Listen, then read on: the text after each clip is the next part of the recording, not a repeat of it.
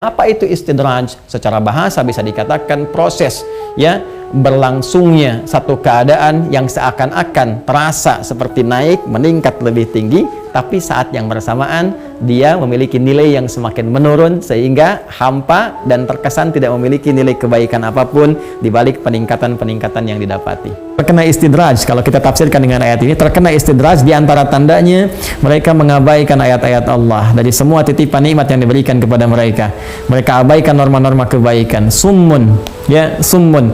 Ini di tafsir disebutkan an sama'il haqqi, ya.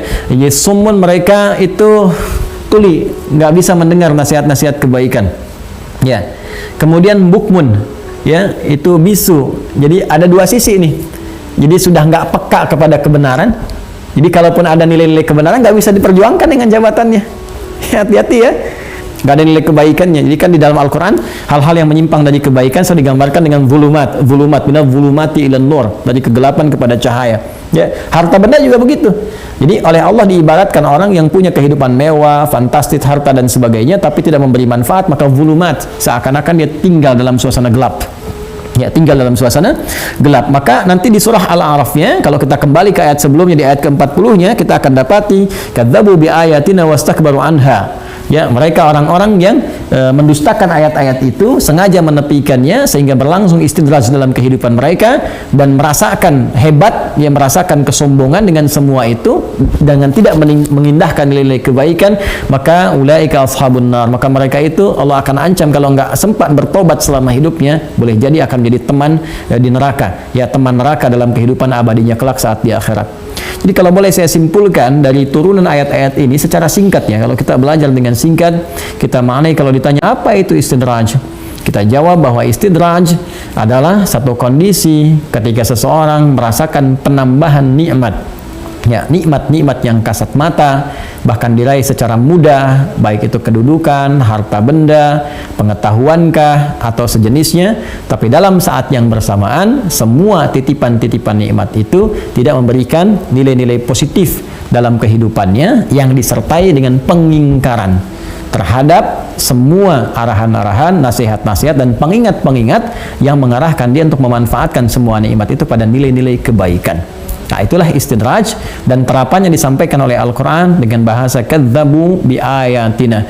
Mereka sengaja menepikan, menyepelekan, menganggap ringan, atau bahkan melecehkan, atau bahkan meninggalkan sama sekali semua titipan-titipan kami yang seharusnya mendekatkan diri mereka kepada Allah Subhanahu wa Ta'ala. Karena itu kami ingin mengajak pertama kali, ayo kita tunjuk diri kita pribadi, apa yang Allah titipkan kepada kita. Bermula dari diri kita sendiri dulu, ya, lihat ke dalam diri kita. Jangan-jangan ini matanya nih, ini kan titipan mata kita ini, jangan sampai ada istidraj di mata, ya, kita nggak sadar tiap hari melihat yang salah, ya, terlihat yang salah, tapi nggak ada kesan untuk menghindar dari kesalahan itu. Maka jangan sampai mata ini memiliki fungsi istidraj, geserkan kepada nilai kebaikan. Ya, mulai sekarang sepekan ke depan latihan untuk melihat yang baik-baik saja. Lisan, hati-hati lisan. Kalau selalu diam, ya, padahal hal yang benar yang bisa kita ungkapkan misalnya, atau sengaja berkata-kata kotor, ya, menjauh dari kebenaran, awas kalau menikmati itu sehingga nggak punya kosakata baik lagi, boleh jadi ada istidraj di lisan, sehingga nanti lisannya akan dihukum, matanya akan dihukum, semua akan mendapatkan pertanggungjawaban di hadapan Allah Subhanahu wa Ta'ala.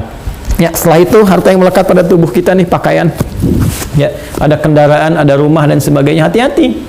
Jangan-jangan begitu mudah dapat harta tapi nggak ada maknanya, nggak ada fungsinya, ya. Dan saat yang bersamaan menjauh dari agama. Jangan sampai berangkat gelap, pulang gelap, ngejar dunia, lupa, ya, bahwa Anda akan kembali pada kegelapan, ya, pada tempat yang gelap di alam kubur kalau nggak siapkan cahaya dari sekarang. Hati-hati, jangan sampai istidraj, hartanya tidak memberikan manfaat dalam kehidupannya di hadapan Allah Subhanahu wa Ta'ala. Ya, kemudian setelah itu baru lebih jauh lagi, ada titipan istri, anak-anak, titipan orang tua dan sebagainya. Ya, kembalikan ayat-ayat keluarga dalam Al-Quran. Bagaimana saling bersinergi, kata Al-Quran, ya, saling nanti terkait rizki, bahkan terkait planning untuk kehidupan akhirat supaya kumpul lagi bersama. Kan banyak ayatnya di Quran surah 52 ayat 21, walladzina amanu wattaba'athum dzurriyyatuhum biimanin alhaqna bihim dzurriyyatahum. Kalau orang tua dengan anak-anak kompak semuanya beramal soleh, memelihara iman, kami akan kumpulkan kelak di akhirat nanti. Wa ma alatnahum min amalihim min syai' kullu imrin bima kasaba rahin. Kami nggak akan menyia-nyiakan planning mereka itu, ya, tapi ini pilihan bagi mereka. Kalau mau silahkan, kalau tidak ya pilihan pilihan masing-masing kata Allah, dan mereka akan bertanggung jawab di hadapan Allah Subhanahu wa taala. Setelah itu sesuai perannya masing-masing. Ya, mungkin ada peran di level-level keluarga, level terbatas di tingkat daerah, ada peran di level-level nasional atau lebih besar lagi. Semua itu titipan Allah. Jadi nanti selalu ada dua sisi.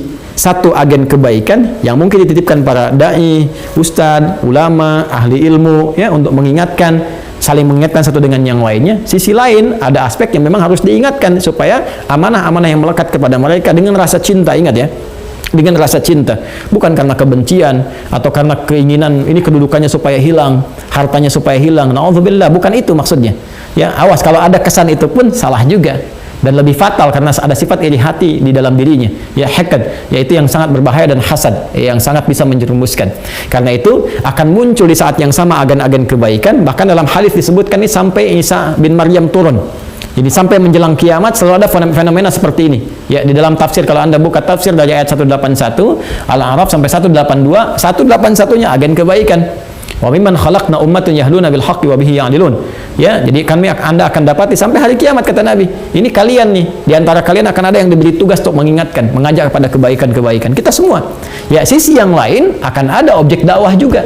Sebagian orang yang terjerumus kepada sifat istidraj, jangan biarkan itu saudara kita.